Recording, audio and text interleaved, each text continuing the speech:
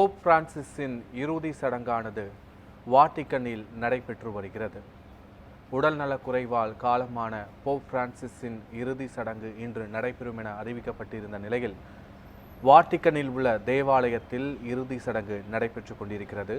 அமெரிக்க அதிபர் Donald Trump, இந்திய குடியரசுத் தலைவர் திரௌபதி முர்மு உள்ளிட்ட பல்வேறு நாடுகளை சேர்ந்த முக்கிய தலைவர்களும் இந்த இறுதி சடங்கில் பங்கேற்றிருக்கிறார்கள்.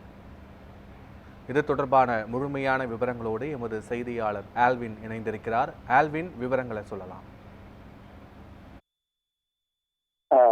கத்தோலிக்க மதத்தினுடைய மிக முக்கியமான தலைவராக பார்க்கப்படக்கூடியவர் போப் ஆண்டவர் என்று சொல்வார்கள். அந்த வகையில 2013ஆம் ஆண்டு போப்பாக தனது பணியை தொடங்கிய போப் பிரான்சிஸ் என்பவர் கடந்த சில தினங்களுக்கு முன்பு அவர் காலமானார். கடந்த 21ஆம் தேதி அவர் காலமான நிலையில அவரது அடக்கம் இன்றைய தினம் நடைபெற இருக்கிறது. குறிப்பாக வேட்டிகன் சதுக்கத்துல அந்த சிறப்பு பிரார்த்தனை என்பது தொடங்கி இருக்கிறது. இறுதி பிரார்த்தனை என்பது நடைபெற்றாலும் அவரினுடைய வேண்டுகோளுக்கு இணங்க அவர் மிகவும் எப்போதும் வழிபாடு செய்யக்கூடிய அந்த வேட்டிகன் சிட்டியிலேயே இருக்கக்கூடிய சாண்டா மரியா என்று அழைக்கப்படக்கூடிய பசிலிக்கா, அந்த தேவாலயத்துல அவரது உடலானது இன்றைய தினம் அடக்கம் செய்யப்பட இருக்கிறது. அதுவும் அவரது விருப்பப்படி நடைபெற இருக்கிறது. முன்னதாக அந்த இறுதி சடங்குகள் என்று கத்தோலிக்க கிறிஸ்தவ முறைப்படி நடக்கக்கூடிய அந்த இறுதி சடங்கு திருப்பலிகள், ஆராதனைகள் என்பது தற்போது தொடங்கி இருக்கிறது. இந்த போப் பிரான்சிஸை பொறுத்தவரையில மிக முக்கியமாக கத்தோலிக்க மதங்களை சார்ந்த மக்களிடம் மட்டுமல்லாமல் அனைத்து தரப்பட்ட மக்களிடமும் மிகப்பெரிய வரவேற்பை பெற்றவர், மிகவும் விரும்பப்படக்கூடிய ஒரு நபராக பார்க்கப்பட்டவர். ஏனென்றால் அவரது பணிக்காலத்தில், அவர் இந்த இறைப்பணியை செய்த காலத்தில் அவர் செய்த மிக முக்கியமான சீர்திருத்த நடவடிக்கைகள், அவருடைய கொள்கைகள் என்பது மக்களை மிகவும் கவர்ந்த ஒன்றாக இருக்கிறது. அவர் அங்கிருந்து போப்பாக பதவியேற்ற அந்த நாள் தொடங்கி தற்போது வரை ஏழை மக்களை, அடித்தட்டில் இருக்கக்கூடிய மக்களினுடைய வாழ்வியலை முன்னேற்ற வேண்டும் என்ற நோக்கத்தோடும், இந்த சமூகத்தில் பிற்படுத்தப்பட்ட நிலையில் அல்லது ஒதுக்கப்பட்ட நிலையில் இருக்கக்கூடிய மக்களை அந்த விளிமீங்கலினுடைய அடிப்படையில் அவர்களை ஒன்று சேர்த்து வழிநடத்த வேண்டும் என்ற நோக்கத்தோடு தனது இறைப்பணியை செய்தவராக பார்க்கப்படக்கூடியவர் தான் இந்த போப் பிரான்சிஸ். மிக முக்கியமாக அவர் அர்ஜென்டினாவில் இருந்து அர்ஜென்டினா நாட்டை சேர்ந்தவராக இருக்கிறார். ஐரோப்பியர் அல்லாத ஒருவர் சுமார் 1200 ஆண்டுகளில் முதல் முறையாக தேர்ந்தெடுக்கப்பட்ட தென்னமெரிக்க பகுதியை சேர்ந்த ஒரு நபராகவும் அவர் பார்க்கப்படுகிறார். இப்படி மிக முக்கியமான பல்வேறு சிறப்பு அம்சங்களோடு தனது 2013ஆம் ஆண்டு அந்த கத்தோலிக்க கிறிஸ்தவ மதத்தினுடைய தலைவராக தனது இறைப்பணியை தொடங்கிய அவர் மறைந்து இன்று அவரது உடல் அடக்கம், இறுதிச் சடங்குகள் நடைபெறுகிறது. குறிப்பிட்டது போன்று உலகினுடைய மிக முக்கியமான தலைவர்கள் எல்லாம் இந்த இறுதிச் சடங்கில் கலந்து கொண்டிருக்கிறார்கள். மிக முக்கியமாக தனது பதவி காலத்தில் பல்வேறு கருத்து முரண்பாடுகள், அமெரிக்க அதிபராக இருந்த ட்ரம்போடு, அப்போது அவர் இதற்கு முந்தைய ஆட்சி காலத்தில் அவர் ஆட்சியில் அதிபராக இருந்த போது அவரது ஆட்சி காலத்தில் ஏற்பட்ட அவர் எடுத்த கொள்கை முடிவுகளுக்கு எதிராக தனது கருத்தை வெளிப்படையாகவே பதிவு செய்தவராக இருக்கிறார் போப் பிரான்சிஸ். அப்படி எடுக்கப்பட்ட நேரத்தில் அவர்களுடைய அந்த கொள்கை முடிவுகள் குறித்து, இப்படிப்பட்ட கொள்கை முடிவுகளை எடுக்கக்கூடியவர் கிறிஸ்தவராகவே இருக்க முடியாது என்று தனது கருத்தை எல்லாம் பகிரங்கமாக அறிவித்த போப் பிரான்சினுடைய இறுதிச் சடங்கில் தான் இன்றைய தினம் அதே தற்போது அதிபராக இருக்கக்கூடிய டொனால்டு ட்ரம்ப் கலந்து கொண்டிருக்கிறார். இந்தியாவினுடைய சார்பில் மிக முக்கியமாக முதல் குடிமகனாக கருதக்கூடிய நமது குடியரசுத் தலைவர், அதே போன்று மத்திய அமைச்சர் கிரண் ரிஜிஜு உள்ளிட்டோர் கலந்து கொண்டிருக்கிறார்கள். தமிழ்நாட்டினுடைய சார்பில் சிறுபான்மையினர் நலத்துறை அமைச்சராக இருக்கக்கூடிய நாசர் கலந்து கொண்டிருக்கிறார்.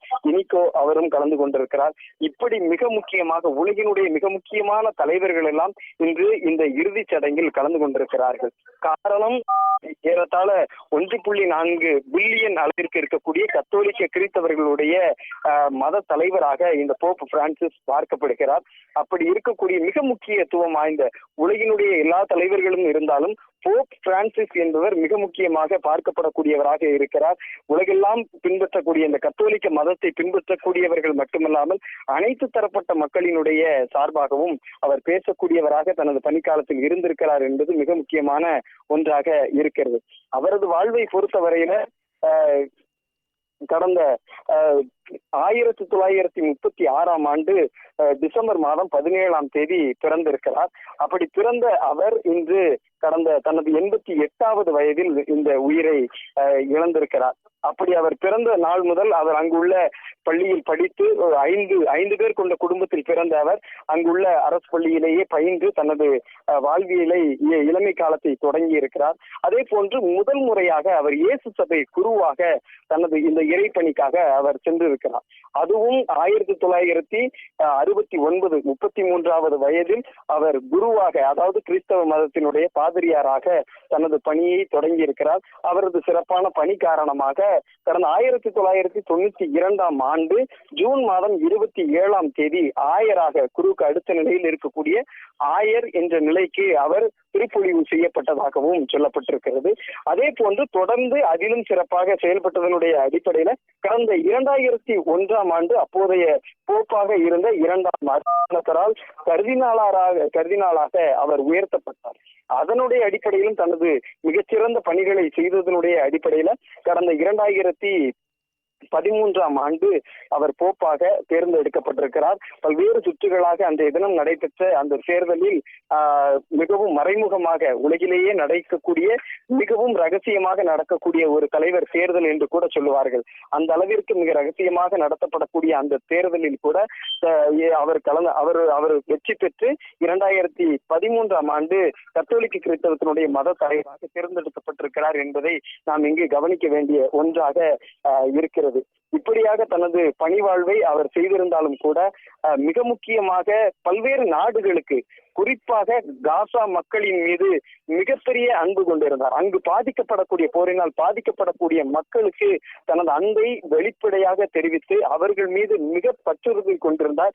தொடர்ந்து அங்கு இருக்கக்கூடிய தேவாலயங்களில் இருக்கக்கூடிய மக்களும், அங்கு பாதிக்கப்படக்கூடிய மக்களிடமும் தொடர்ந்து தொலைபேசியில் பேசக்கூடிய ஒரு நபராக அவர் இருந்ததாக அவரது வரலாற்றில் அவரது பதிவை நாம் பார்க்க முடியும். மிக முக்கியமாக ஒவ்வொரு காலகட்டத்திலும் இவ்வாறு போரினால் பாதிக்கப்படக்கூடிய மக்களும் சரி, அடித்தட்டில் இருக்கக்கூடிய ஏழைகள் என்று சொல்லக்கூடிய மக்களுக்கும் தனது குரலாக அவர் என்றும் ஒலித்திருக்கிறார் என்பது இன்று மிக முக்கியமான அவரது சிறப்பம்சமாக பார்க்க வேண்டிய ஒன்றாக இருக்கிறது. ஒன்று, பல்வேறு அகதிகளுக்கும் புலம்பெயர்ந்தவர்களுக்கும் தொடர்ந்து அவர் தனது ஆதரவு நீட்டி இருக்கிறார். அந்த வகையில தான் ஒரு கத்தோலிக்க மதத்தினுடைய தலைவராக இருக்கக்கூடியவர், உலகெல்லாம் இருக்கக்கூடிய தலைவர்களால் மதிக்கப்படக்கூடிய மிக முக்கியமான தலைமைத்துவத்தில் இருக்கக்கூடியவர், அவர் முதல் முறையாக தனது எளிமையான வாழ்வை விரும்பக்கூடியவராக இருக்கிறார்.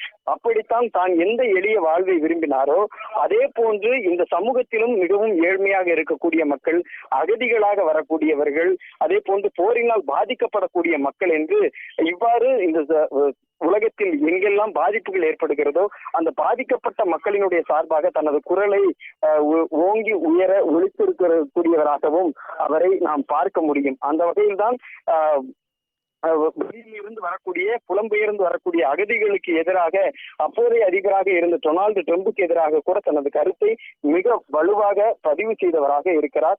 இவ்வாறாக மிகவும் உலகில் அமைதி நிலவ வேண்டும் என்ற கருத்தை தொடர்ந்து பதிவு செய்யக்கூடிய ஒரு நபராக தன்னுடைய வாழ்நாட்களில் அவர் இருந்திருப்பதை நம்மால் பார்க்க முடியும்.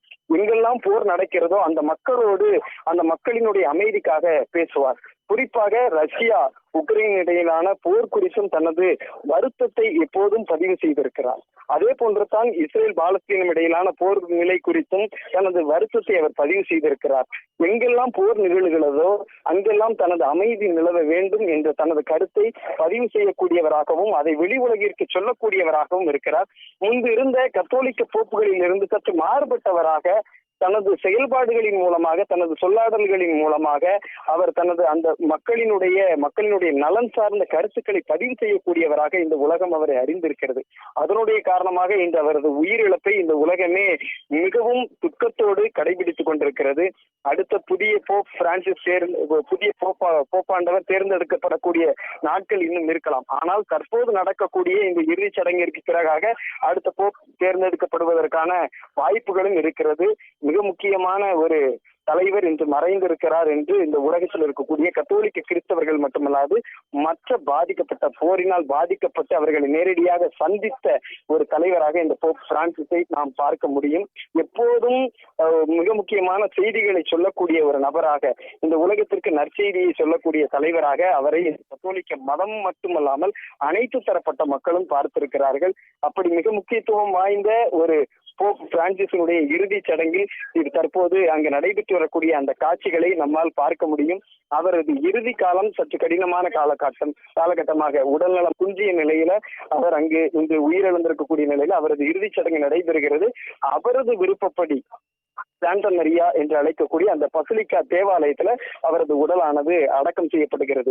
இதற்கு முன்பு இருந்த போப் என்று சொல்லக்கூடிய கத்தோலிக்க கிறிஸ்தவர்களினுடைய தலைவர்கள், அந்த மத தலைவர்கள் பின்பற்றிய வாடிக்கையை எல்லாம் உடைத்து, தனக்கான ஆடம்பரங்களை எல்லாம் உடைத்து மிகவும் எளிமையான ஒரு வாழ்வை விரும்பக்கூடியவராகத்தான் போப் பிரான்சிஸ் இருந்திருக்கிறார்.